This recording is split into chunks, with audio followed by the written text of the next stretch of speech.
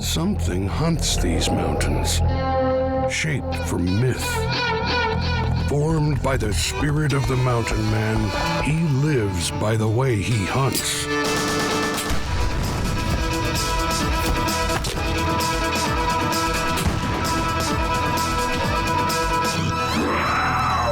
Born of the mountains, blood of the Indian, he survives by hawking and longbow.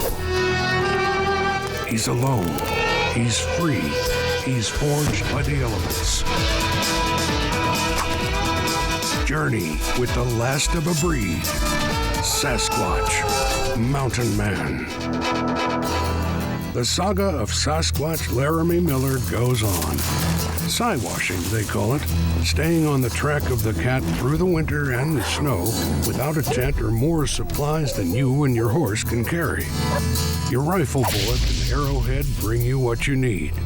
Enough meat and furs to bear you forth to your next rendezvous with the legend of the mountain men.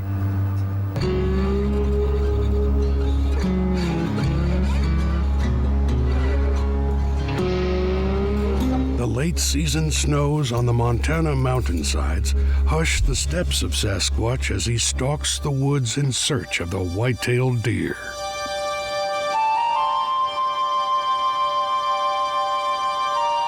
Laramy's mountain man forebearers called it the Virginia, or common deer. But there's nothing common about the whitetail, the most ancient species of deer in the world, and maybe the smartest, even if this doe shows no fear.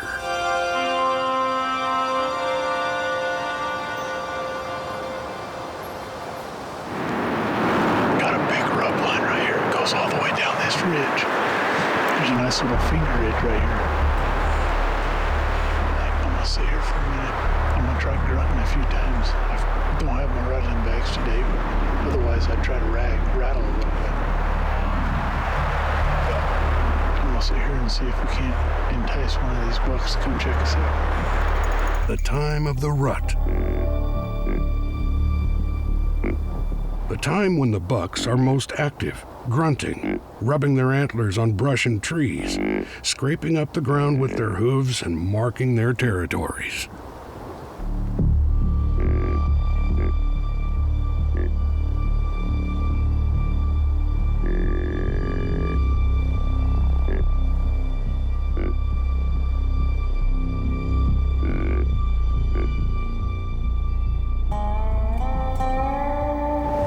Now, does are the key to finding the bucks, as the males will be irresistibly drawn to where the females are.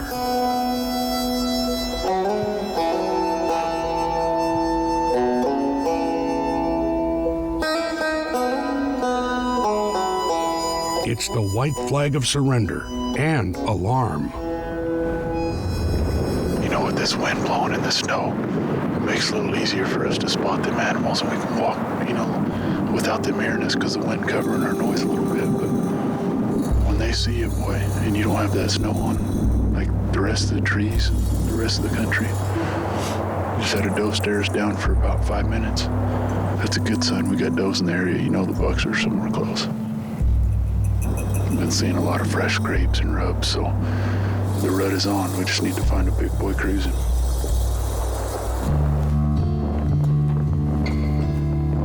They have many names for Sasquatch. Call him Bigfoot, call him Yeti, or as northern natives call him, Snowwalker.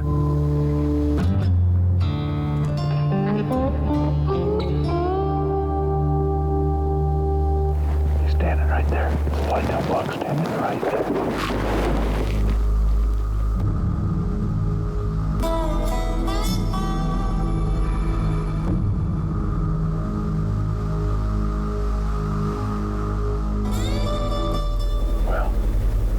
Spotted a real nice buck about 100 yards away.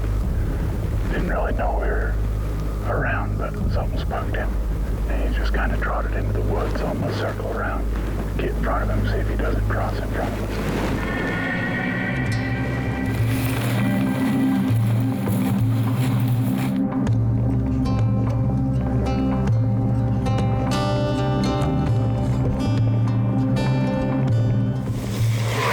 Look at the draw. stopping at the top of this ridge. He's only about 100 yards. All I needed was one step. Could have probably got a shot. But that's the way it works. The wind's kind of swirling around in here. Buck wasn't really spooked, so I think what I'm going to do is I'm going to back out. We'll come back in here this evening and tomorrow morning, if nothing happens this evening, and I'll rattle and do some grunting because he was a really nice buck. Let's hope we get another crack at him.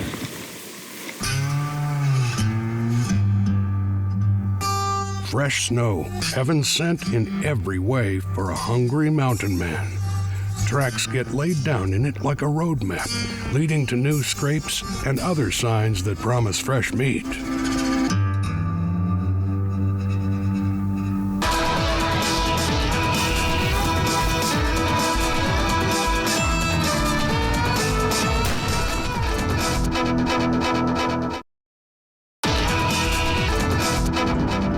High up in the Montana mountains, Laramy Miller has become the snow walker on the trail of the white-tailed deer, the most abundant big game in North America. You can tell where a deer bedded down last night, waited out the storm. Looks like a smaller buck track, maybe a big doe, can't really tell. The snow's kind of covered it up. There's a lot of tracks in this area this morning. We got all this snow last night, so a lot of deer. We just gotta be patient. Hopefully we can find the right deer.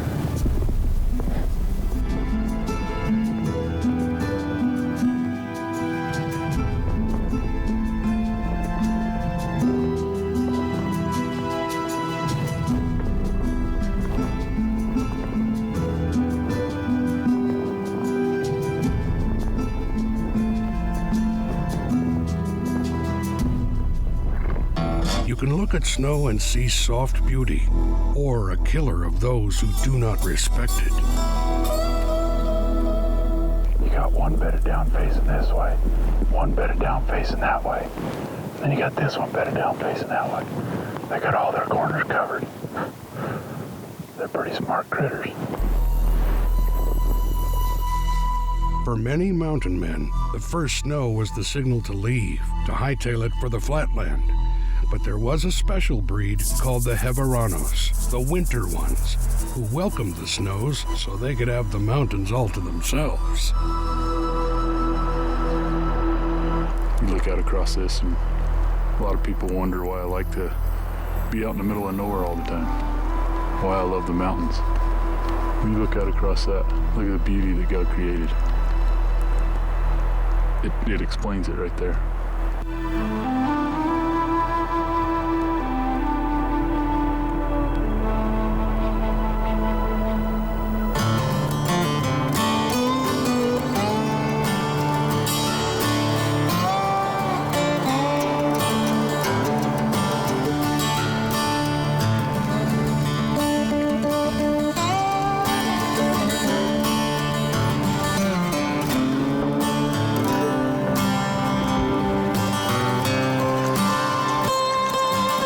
For the whitetail, there is winter in their blood. It's the season they were truly made for, the one they fattened for the 3 other seasons of the year.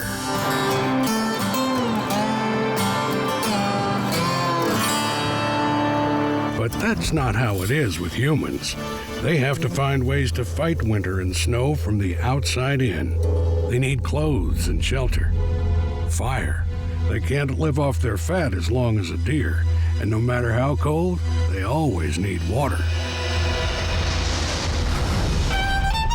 The world of the mountain men was one of fearsome competition.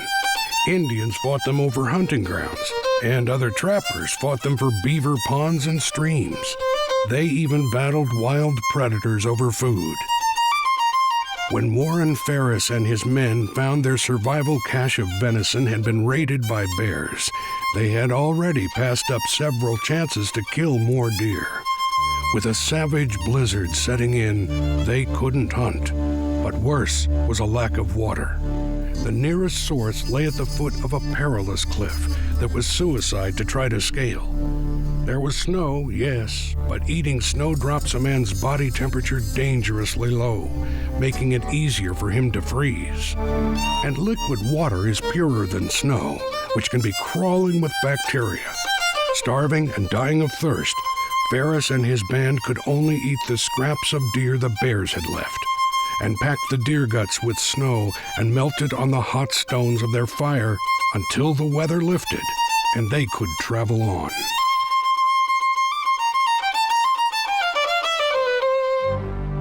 Luckily for Laramy Miller, he has good water, but what he needs now is fresh venison.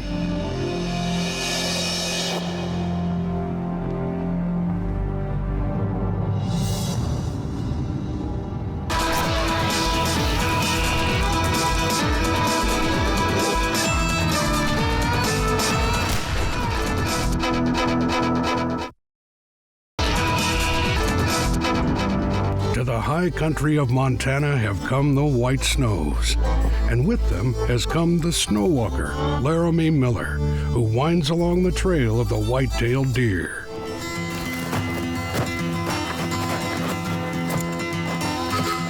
The great Jack London wrote a story about a man who must build a fire to keep from freezing to death, but he's a greenhorn in the mountains and depends on matches.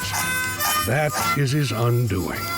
Sasquatch knows the steps of building a fire, of gathering the right tinder and the use of flint steel and magnesium fire starter, and how to keep the flames ablaze once they've been lighted.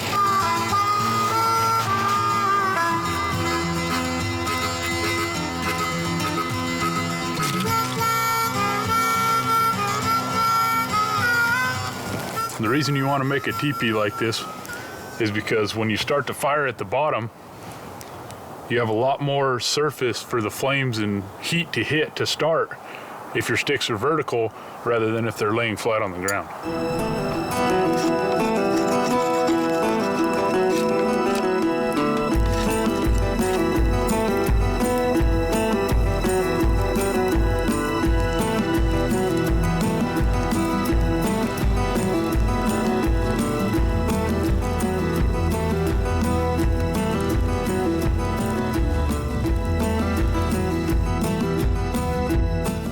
In the middle of the mountains, there's no secret to cooking any type of wild game. You cook it however means you have necessary, whether it be like this, shish kebab over a stick, in a Dutch oven.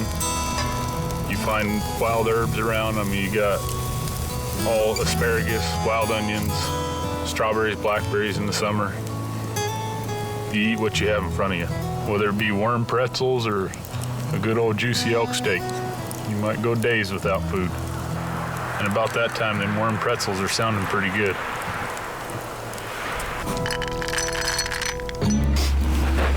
That pot's got to get over 400, 450 degrees in order for that lead to melt.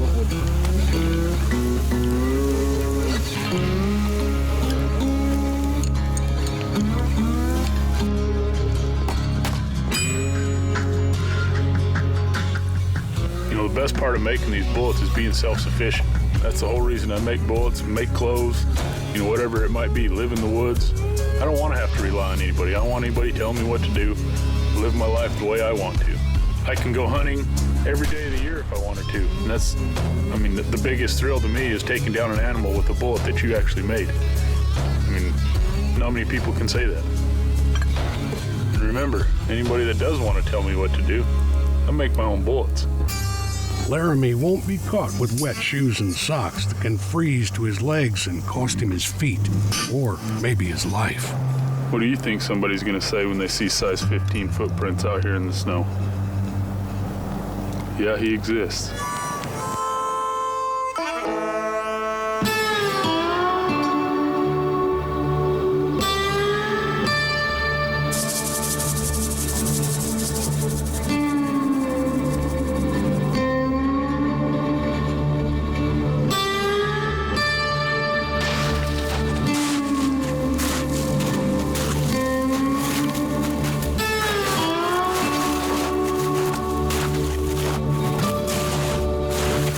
Finally got some good weather to kick the rut in a little better, and you can tell it's working. Been through this same area a couple times here already, and you can already tell there's fresh rubs almost every night. So you know there's a decent buck using this area. It's probably his travel corridor. There's a ridge that goes down the backside. He's probably traveling the ridge back and forth, just checking for does. You can tell just about every time we come up here, there's a new rub. So he's in the area. This might be a decent place to kind of sit and wait out for him. But I'm a spot and stock hunter. I think I'll just keep trying to stalk through here and see what else I can't find. Come back through here about dark and see if he's meandering around. The smart thing would be to sit and wait for him. That'd be the easiest way to kill a good buck, but I love the thrill of trying to sneak up on him. With whitetail, let me tell you, it ain't easy, especially with two people. I'm not out here by myself.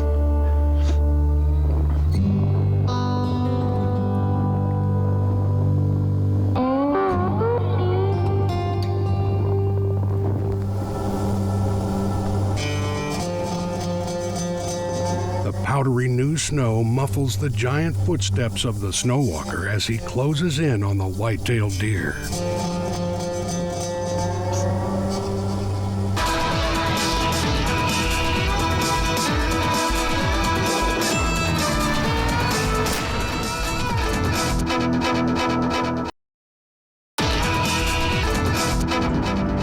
Snow has come to the mountains of Montana, and Sasquatch Miller keeps his eye along the skyline and his nose to the wind as he hunts the venison he needs to carry him through the winter.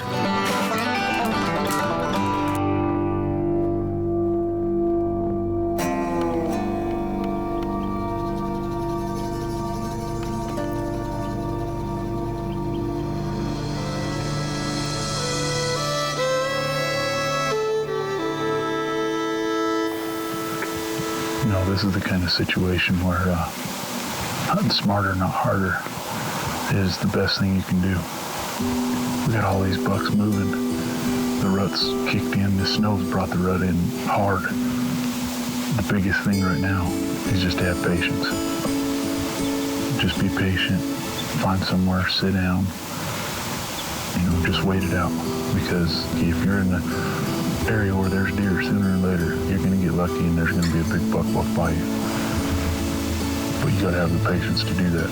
And it's really hard for me because I'm a runner and gunner and I love to get out, be one with the animals, but sometimes you got to sit and wait it out. That's the smartest thing to do right now.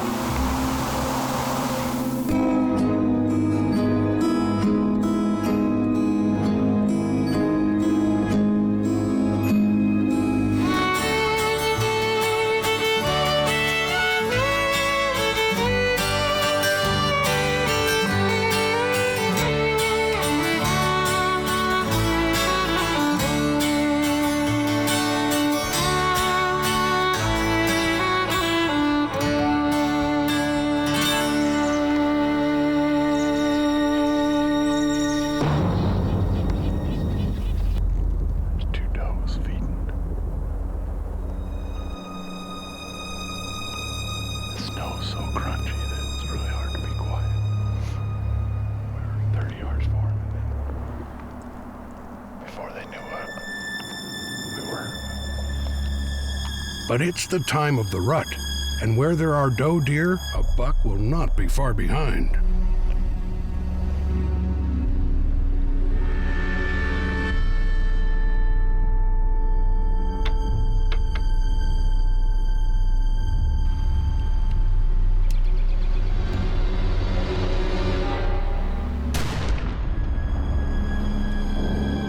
The 54 Hawken, 1,400 feet per second velocity and 1 ton of energy. For Sasquatch, honoring the traditions of the mountain men means wasting nothing of the game he kills. You know, if you want to make buckskins and whatnot for yourself, the biggest thing you want to do when you get a hide is make sure you flush it all real good to start with, and then you put your salt on. There's a bunch of different ways to do it. You know, back in the day, the Indians used to pee on it because it would dry, that salt in their pee would dry out the hide, and that's what you want, is you want the hide to dry and pull all that moisture out so that the hair sticks. If you still got moisture in your hide and you leave it for too long, your hair's going to start sloughing, and that's not bad if you want hairless buckskin. But for the winter's up here, I'm gonna leave the hair on.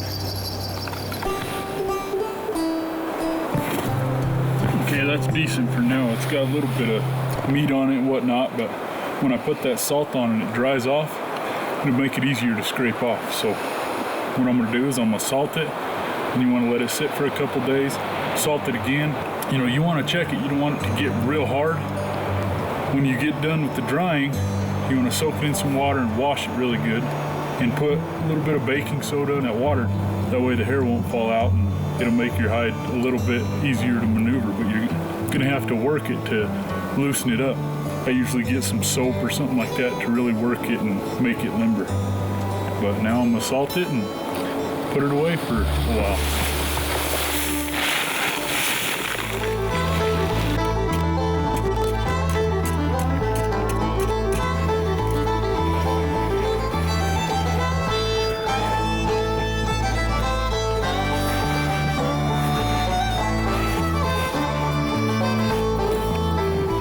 In the hide of the deer, Sasquatch sees not the cold of the season, but the sun of the summer and fall in which the fur grew, gathering in needed warmth for him, a true Havarano, a winter one, who will be here when spring returns to these high, rugged mountains.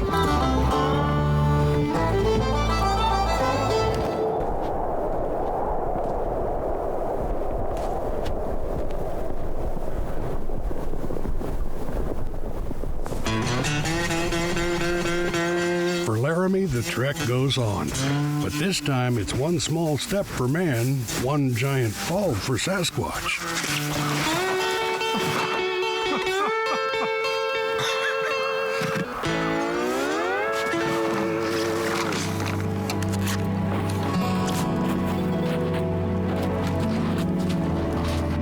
Back on his feet, Sasquatch has new creeks to cross, new peaks to cross, here in the marrow of the world.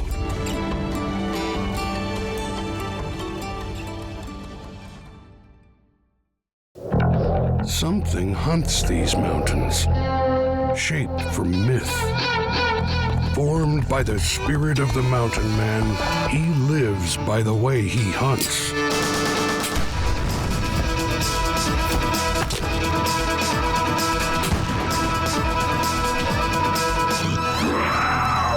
Born of the mountains, blood of the Indian, he survives by hawking and longbow. He's alone, he's free, he's forged by the elements. Journey with the last of a breed, Sasquatch, mountain man. Across the snowbound Rockies, by the light and heat of the campfire, Laramy Sasquatch Miller, keeper of the old ways, one of the winter ones. You know, this is the kind of situation where hunting smarter, not harder, is the best thing you can do. Here in the whiteness has come robe season, when venison is what a man needs for food and warmth to survive. And Laramy will honor the traditions in the way he hunts his game.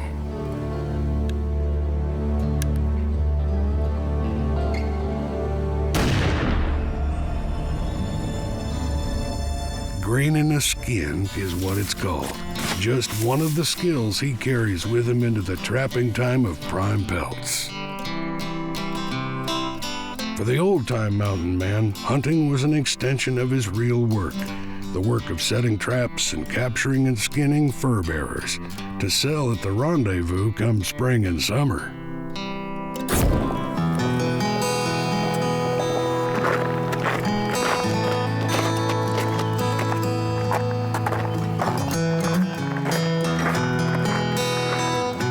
Just setting a trap was no meal ticket for the mountain man, though, and this is one trap a critter has sprung and run.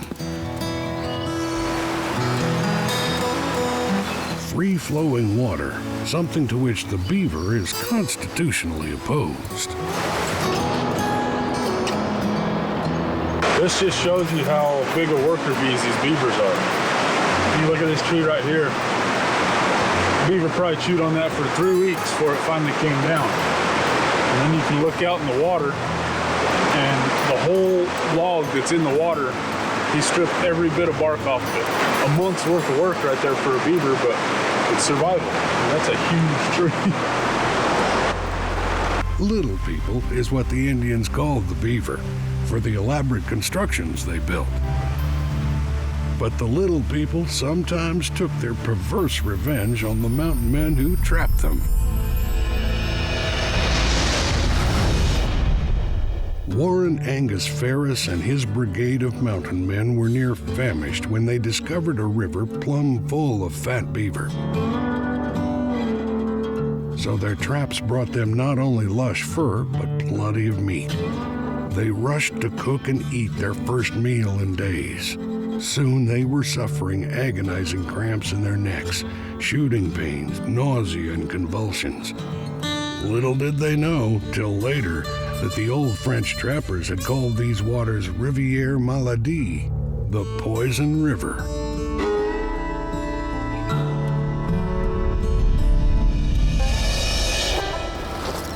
Let's hope Laramy is not trapping on the poison river.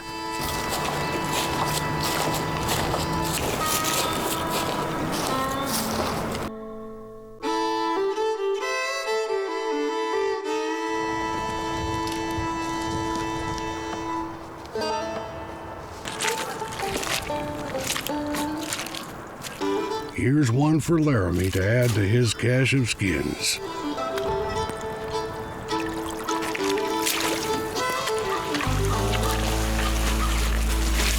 That's a conibear body gripping trap.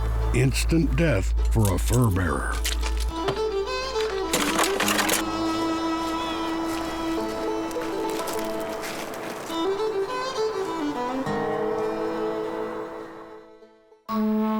When a trap is sprung on an animal, the real work begins. Skinning is art as much as craft, and key to having the most saleable pelt or plume to carry to the fur trader. Do it right, and you end up with what they call a blanket beaver, large and fine enough to trade for one Hudson's Bay blanket. The final step is fleshing or flenching, an old Norwegian word for muscle and sweat. All it is fleshing. A lot of work, a little bit of brain. You just want to get all the fat and meat off that you can before it dries on there. The mountain men lived off the land by their guns and traps, but they needed to know what they were eating and when not to boast. Among Warren Ferris's stricken party was one who seemed to have escaped the ill effect of the tainted beaver meat and bragged about being a tougher breed of hoss than his partners, who took a decided dim view of his bluster. Soon enough, though, this man was doubled up with even worse torments, throes, and paroxysms, much to the general merriment of his fellow trappers, who ragged him mercilessly about his lofty opinion of himself. And now for Laramy, he hopes he can avoid the fate of the mountain men whose shadows he walks in. We got something. Look at that thing. That is cool. Look at that.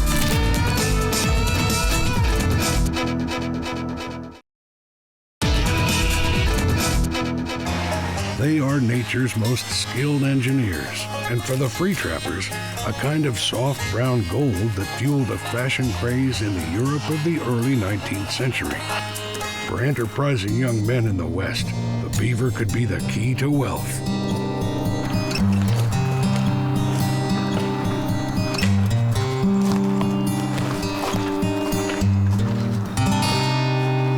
You look right here, this is a great example of how them beavers just strip the bark right off the trees. They love to eat the bark. The bark on it is what gives them nutrients. I mean, that tree completely stripped.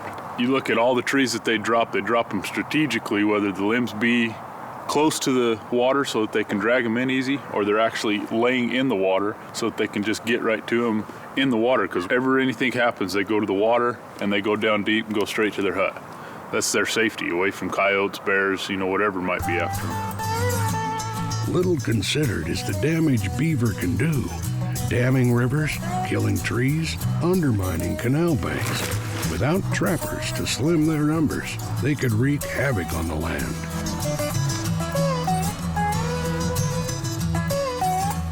You can see we got a real nice beaver run right here. They're moving from the river to this little slough, and they got their hut right here. What I'm gonna do is I'm gonna set a conibear trap over here by the hut, and then I'm gonna set another leg hole trap. Hopefully we can catch two beavers at once. If you look at that right there, you got two safety locks right here that keep your springs held together while you're setting it, and that's your trigger. What happens when the beaver goes through this box, he's gonna trip that trigger and it's gonna come smashing down right on his dome. That's one heck of a headache.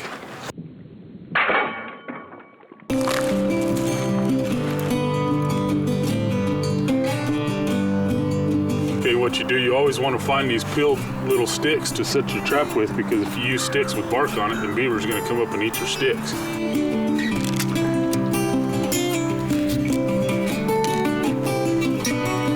These sticks, all they're doing is keeping that trap upright so that it doesn't fall over one way or another if the water raises or lowers or whatever might happen. You know, you always want to tie your traps off. It's called a blind set. This beaver's going to be coming in at night. You got your nice little runway. It's kind of barricaded off a little bit with a log on one side. That beaver's gonna come in and he'll probably rub right down that log. Well, then he's gonna come into that trigger. He's gonna hit that trigger and it's gonna close. That'll be that. And the last thing you wanna do before you leave your trap is turn around and look and make sure you got everything set properly and make sure your safeties are off. You got two safety locks right here. You walk off and forget about the safety. Well, it might close on that beaver, but it ain't gonna kill him, and that's just wasted effort.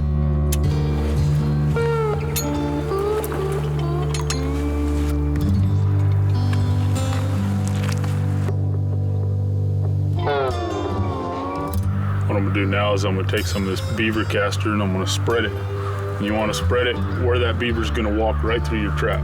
So in this instance, there's a log that's laying right here, about 4 foot behind the trap. I'm gonna put some castor on that. All castor is it's the musk scent from a beaver. They got glands, they secrete this castor, it waterproofs their hide, and that's what we're gonna put right here. And all it is kind of a territory scent. A beaver is gonna smell this and he's gonna come check it out. He's gonna wanna see what other beavers are in the area. The reason you wanna put your scent away from the trap a little bit is because you want that beaver to walk through your trap. You don't want him to come sniff your trap, because then it's gonna shut on his nose and more than likely it's not gonna catch him. Yummy.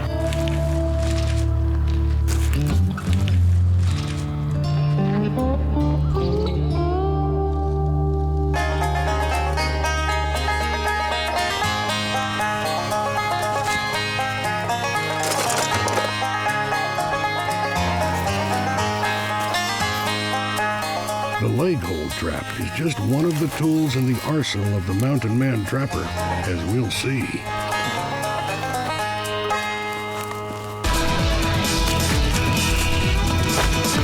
Imagine that latching onto your leg.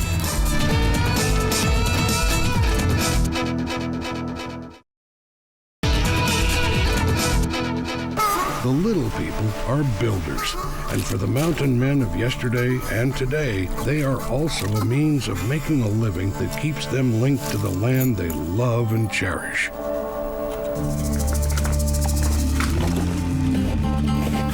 Not all traps are set by the water, and not all are set for beaver. This limb right here, how it's kind of angled up, would be a perfect place to set a conibear trap. So what I'm going to do is I'm going to clear all this out that's anywhere close, so if I do catch an animal, regardless of what it is, it can't grab a hold of any of this and pull itself out of the trap.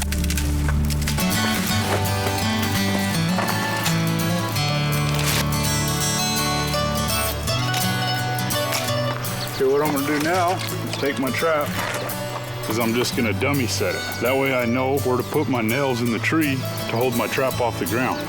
There we go. and you want to set 4 nails in that tree. And the reason you don't pound your nails in all the way is because when we check it, well, obviously I gotta narrow the gap, make them a little closer. So yeah, still got a little farther to go. And once you get it set good, set your trigger.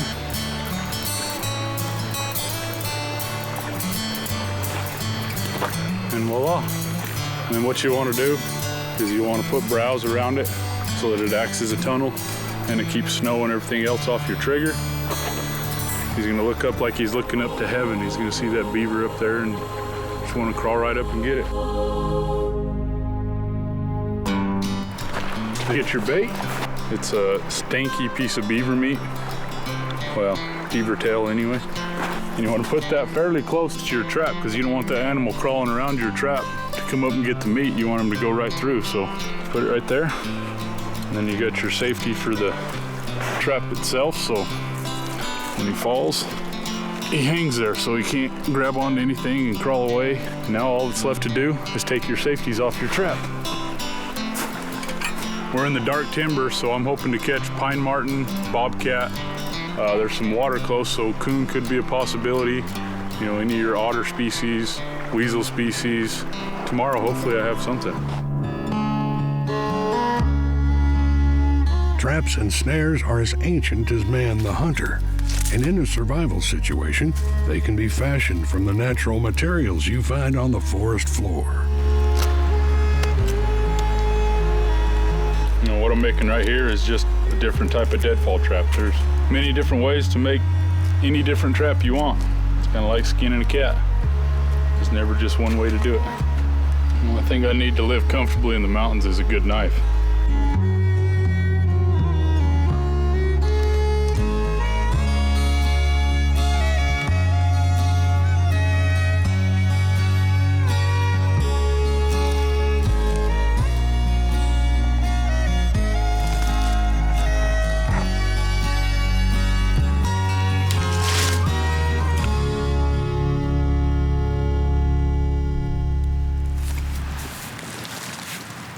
What's going to happen is that squirrel or pack rat is going to come walking in through here like this. He's going to see the moose jerky, and if it's a pack rat, he's going to climb up on this stick. If it's a squirrel, he'll probably get right here and try to pull that jerky off that leather, and when he does that, ouch. And remember, this is strictly for survival. Deadfall traps like this are illegal in almost every place in the United States, so don't go catching the neighbor's cat in it.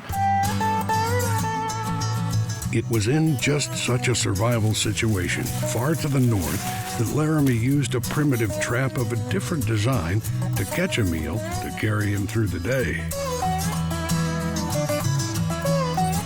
See, if you look in there, there's a little piece of meat attached to the top of the trigger. He's gonna see that and say, oh, there's dinner. He's gonna go in there to grab it, and it's gonna trip that trigger. The branch is gonna swing back, pull this out from underneath, and it's gonna squish him. So like this. Voila! Looks like something was hungry. What do we got here? We got a mud-seasoned red squirrel. It's gonna be red squirrel pancakes tonight. It's not a jungle out there, it's a diner.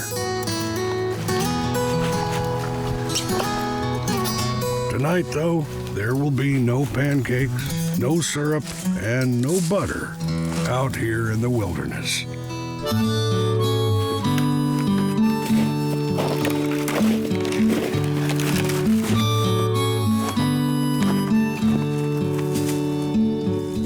In the mountains, you take what your traps give you, even when it's just a blackbird.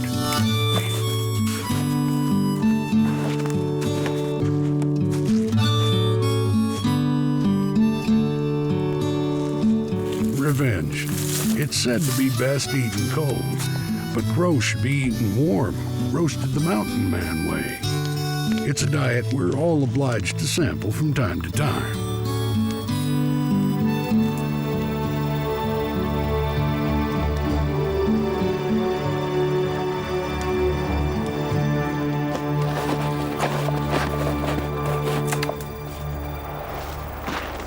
Well, there's not a whole lot of sign around here, and this trap hasn't been tripped. It's been here 2 days, so I'm gonna find a better, more productive area to put it.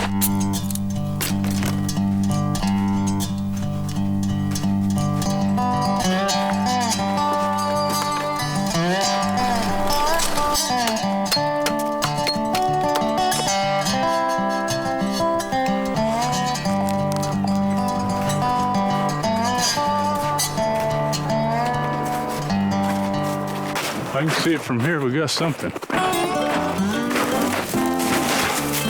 Look at that thing. You can see he's been eating. Looks like porcupine. I bet he's got a porcupine quail right here in his head. Look at that. Porcupine quail. They're one of the only animals that'll actually eat a porcupine. The only other thing I know of is a mountain lion. Things are pretty.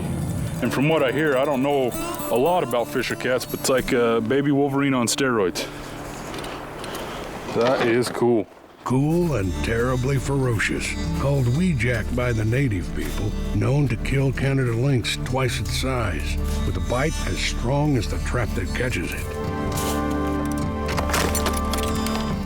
At the very least, Laramy now has the makings of a fine backwoods cap.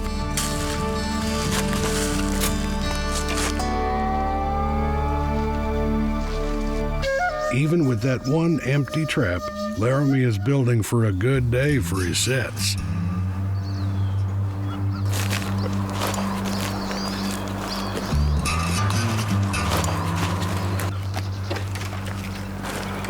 Yeah, buddy. Got a live one in the trap. Now we got to take care of him.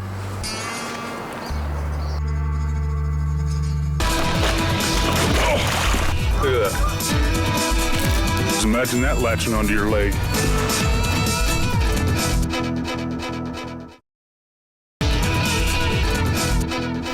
The wild animal master builder, and one of the greatest challenges for the trapper. Got a live one in the trap. Now we got to take care of him.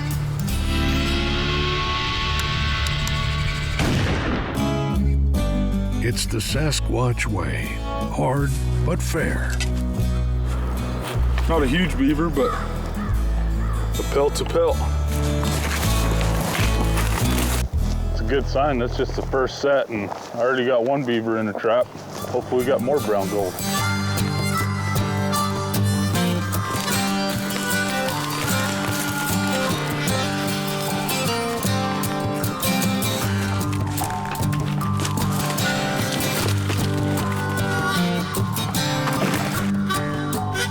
A little Sasquatch-made bridge. The Sasquatch way. Never easy, and never without potential pitfalls.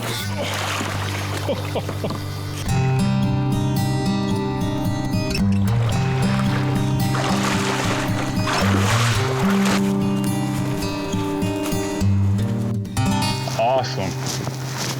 You know, that's the nice thing about these conibear traps. You got a leg hold, that animal's still alive, he's thrashing around, he can damage his pelt. These conibear traps are instant death. So this beaver's a lot bigger too. Look at that. That's trapping at its finest. Look at them chompers. Imagine that latching onto your leg. Wouldn't feel too good. And their teeth that never stop growing. Well, no luck on this set, but that's the way it goes. I'll take 2 beavers in a day. That'll work for me. You know, some days you can go 2, 3, 4 days being in a good spot like this where there's a lot of beaver sign and never catch one.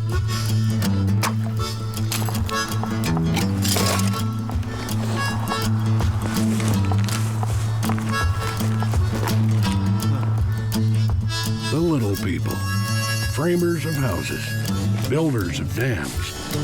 Their soft brown pelts were the first gold rush in North America.